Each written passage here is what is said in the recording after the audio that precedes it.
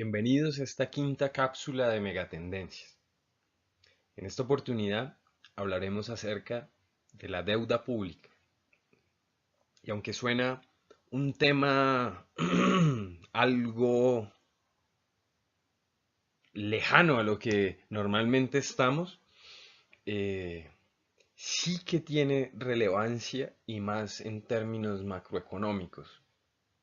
Para eso vamos a empezar a verlo de la manera más sencilla, logrando comprender la dimensión y magnitud de los acontecimientos que llegaremos a vivir, conociendo un poco de esta tendencia de deuda pública.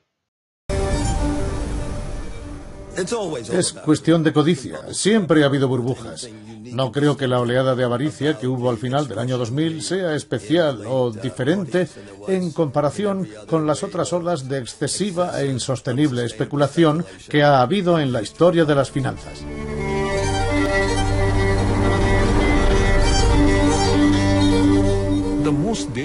Lo más peligroso es que en nuestros días las finanzas gobiernan la economía real.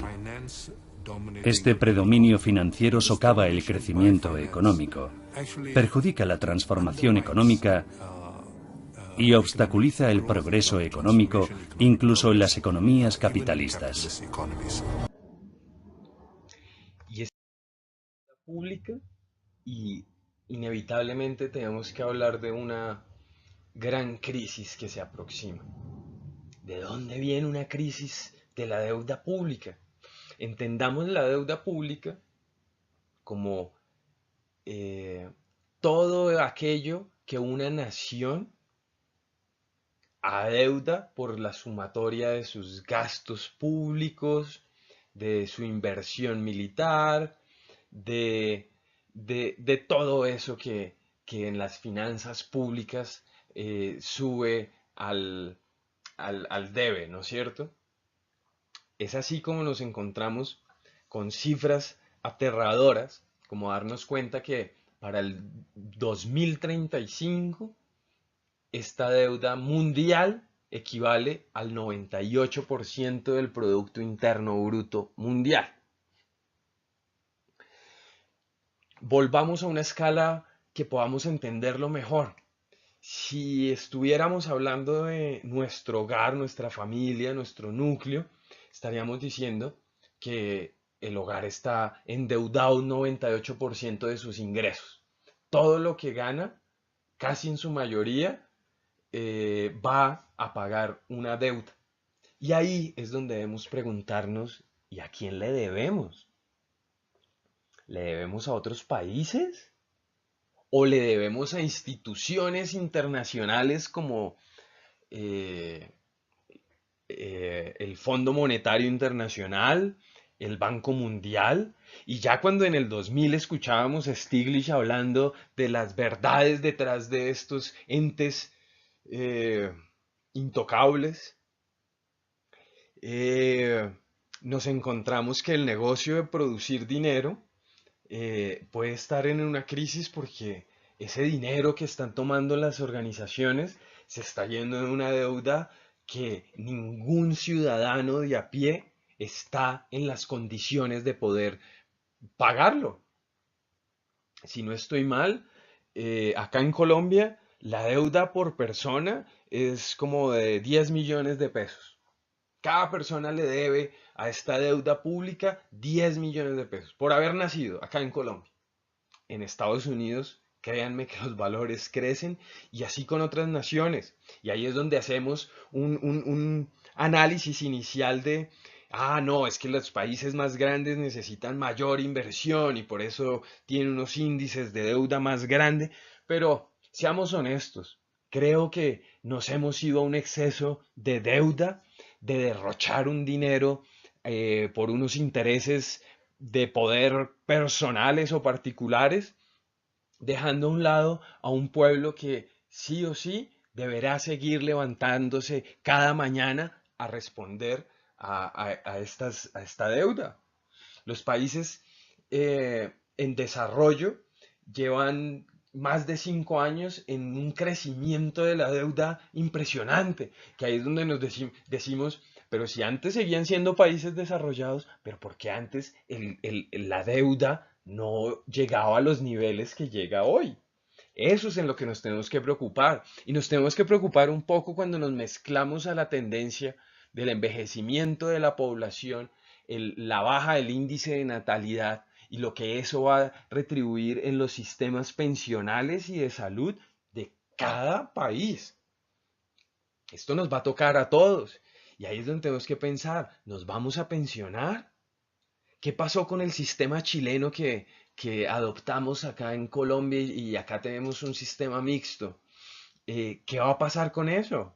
Algunos economistas bien influyentes y que he tenido la oportunidad de conocer en el CESA nos muestra cómo ese sistema lleva a que personas que trabajaron y tenían unos ingresos superiores terminan al final sí con una pensión, pero con un ingreso que no se equipara a lo que ellos debían estar esperando, porque no hay una educación financiera en esos aspectos. O quién de acá que esté en el sistema de pensión privado fue previsivo de que al comienzo de su inicio en la carrera comenzara a hacer inversiones de mayor alto riesgo y así comenzar a bajarlo cada vez que se acerque a su fecha de pensionarse. Creo que no lo hemos hecho y los resultados los vamos a ver en este futuro cercano que se nos viene. De ahí, pensar qué va a pasar con nuestra vejez. Si vamos a tener los ingresos, lo estamos esperando únicamente de una fuente que sería la pensión, o estamos garantizando diversos tipos de fuentes que nos hagan llevar una vejez más tranquila. Reflexionemos un poco en eso y sobre esa reflexión también veamos qué tipos de oportunidades pueden llegar, qué tipo de servicios podemos estar creando, teniendo en cuenta que el tema de la deuda pública puede estar afectándonos de manera... Yo busco rentabilidad allá donde la haya, y el hecho es que estos valores con garantía hipotecaria están llenos de préstamos subprime a tipo variable tremendamente arriesgados, y cuando la mayoría de las hipotecas pasen a variable en 2007 empezarán a fallar, y si la morosidad pasa del 15%, el bono entero carecerá de valor. Michael, tómatelo con calma, ya lo hablaremos luego. Lawrence, no me seas condescendiente. Si Valores con garantía hipotecaria, préstamos subprime, tramos... Todo es muy confuso, ¿no? ¿No les aburre? ¿No piensan que son tontos? Bueno, eso es lo que pretenden. A Wall Street le encanta usar esos términos para que creamos que solo ellos pueden hacer lo que hacen. O mejor aún, para que no les toquen los cojones. Margot Robbie nos lo explica desde su jacuzzi. Los bonos hipotecarios de Louis Rainieri eran increíblemente rentables para los grandes bancos. Ganaron miles de millones con el 2% que cobraban por cada uno de esos bonos. Pero empezaron a quedarse sin hipotecas que incluir en ellos. Al fin y al cabo, hay un número limitado de casas y de personas con un empleo para poder comprarlas, ¿no? Y los bancos tuvieron que llenar esos bonos con hipotecas de alto riesgo. Gracias, Bender. Para mantener la máquina de hacer dinero en marcha, ¿vale? Por cierto, esas hipotecas de alto riesgo se llaman subprime. Así que cuando oigan subprime, piensen en basura. Nuestro amigo Michael Berry descubrió que esos bonos que supuestamente eran en un 65% triple A, en realidad eran basura. Y va a vender en corto los bonos, o sea, a apostar contra ellos. ¿Entendido? Genial. Ahora que les den. Si la deuda pública fuera una familia, creo que estaríamos en estos casos que vivimos en el 2008. Si no han visto esta película, The Big Short, salgan corriendo ya a verla, porque necesitamos conocer muy bien cómo el mercado bursátil es manipulado y manejado para que no nos pasen cosas como las que nos van a pasar, porque ahora no conocemos qué es lo que pasa con la deuda pública.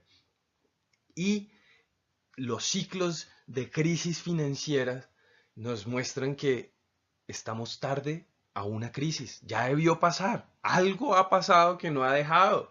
¿Será el amigo Trump que ha buscado la manera para que esto se detenga un poco en el tiempo?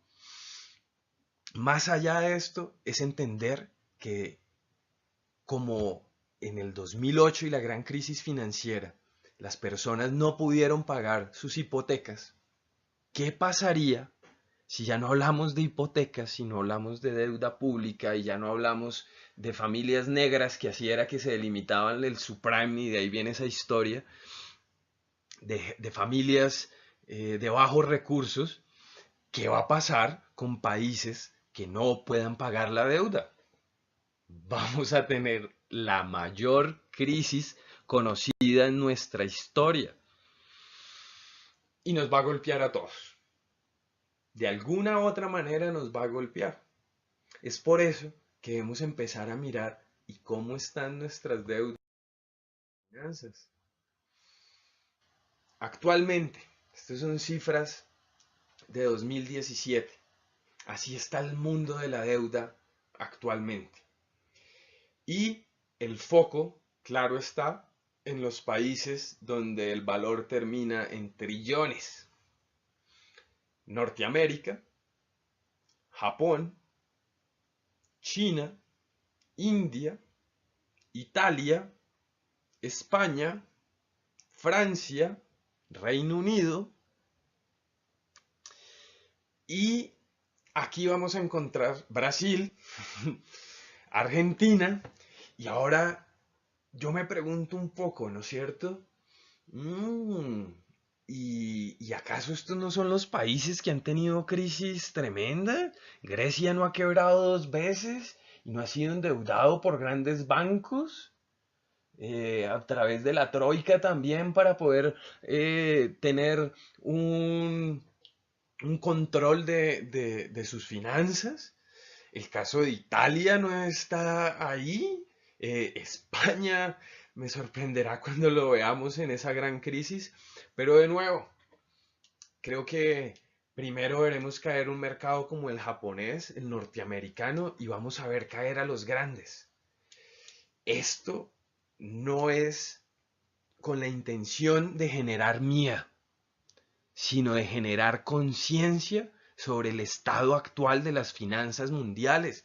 Y es que, aunque puede que primero veamos una crisis de la deuda de educación, sobre todo en Estados Unidos, donde hay personas que deben media vida por haber estudiado carreras que no les generan los ingresos que creemos, porque la gente de una manera inocente se dio su credibilidad a pensar que un título le podría generar mayores ingresos, cuando al final el trabajo es el que genera mayores ingresos.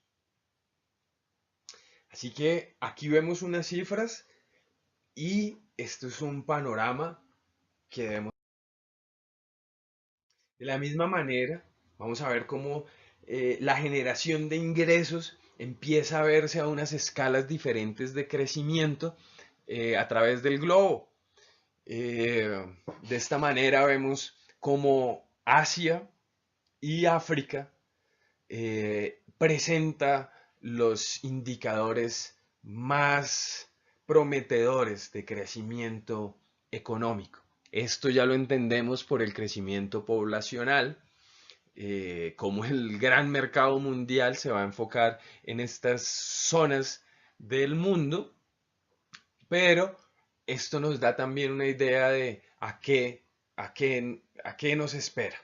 Sobre todo Latinoamérica, el crecimiento no va a ser tan grande como lo vamos a ver en otras naciones, y de ahí el tomar decisiones oportunas en estos momentos. Parte de esta deuda pública viene de un gasto público, ¿no es cierto? No solo es la burocracia, no es solo los puestos de trabajo, lo que pasó en Venezuela, que empezaron a darle empleos a todo el mundo, un montón de subsidios, la burocracia en las instituciones gubernamentales se creció impresionantemente y eso nos lleva a lo que tenemos actualmente, donde se ha perdido la confianza, no podemos depender de commodities como el petróleo, donde el precio es manipulado por carteles internacionales que se sientan bajo el nombre de la Organización de Países Productores de Petróleo, ¿no es cierto? Aparte de eso, nos encontramos con un factor clave y es la seguridad nacional, reflejado en el gasto militar de cada una de las naciones. Ahí damos cuenta de dónde se está gastando la plata. Y en realidad nos está mostrando es a dónde se va el dinero. Porque este dinero nos está yendo a la deuda, sabemos a quién tenemos que pagársela. Pero el dinero en realidad se está yendo a unos pocos que crecen a través de este sector armamentístico del cual siempre encontramos como pionero a Estados Unidos, China, India y Rusia. Cada uno a su medida, cada uno como una potencia hegemónica que encontraremos en el futuro, y es clave ver cómo países como Brasil, haciendo parte del bloque del BRICS, empieza a tener un aumento en su inversión militar, porque los países más poderosos siempre tendrán los ejércitos más poderosos. Es triste pensarlo de esa manera, pero es la realidad que estamos viviendo y que seguiremos viviendo. Y ya que entramos en este tema de armas, veamos cómo estas armas cada vez son tecnológicamente más poderosas, al punto aquel que vamos a tener armas que solo ubicarán su objetivo a través del ADN. Imagínense esto. Tendremos armas químicas, armas biológicas, nuevos sistemas de camuflaje, nuevos sistemas de artillería, navegación, los aires se llenarán de drones no tripulados, la inteligencia militar cobrará otros aspectos que antes no los veíamos. La inteligencia militar seguirá demandando un montón de recursos y un montón de oportunidades que, si así quisiéramos verlo, podemos desarrollar.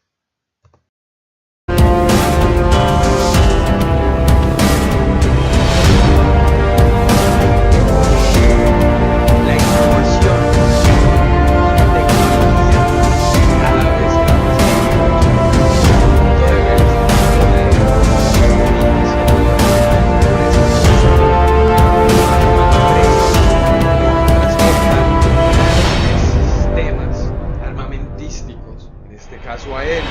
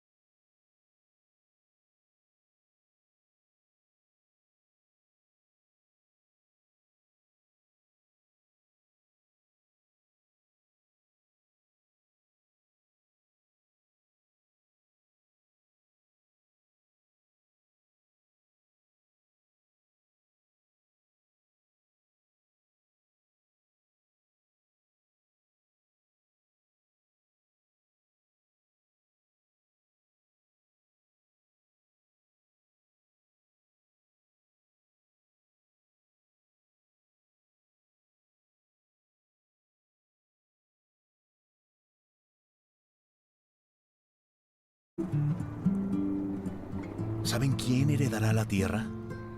Los vendedores de armas, porque el resto está muy ocupado matándose. Es el secreto de sobrevivir, no ir a la guerra. En especial consigo mismo. No ir a la guerra, y creo que ha sido la clave de los Estados Unidos, teniendo en cuenta que la mayor parte de los ingresos de la nación se ven suministrados por esta industria de la muerte y la guerra.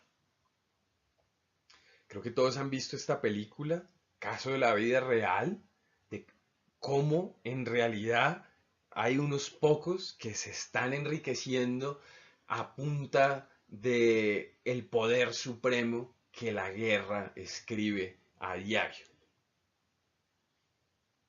Preguntémonos acá en Colombia, que hemos vivido una guerra que parece no querer detenerse o que ha empezado a mutar a diferentes formas y alternativas. Pero al final, hagamos la reflexión de si queremos seguir dándole el poder a esos pocos a través de algo tan retrógrado y predominante en la historia de la humanidad como han sido los conflictos bélicos.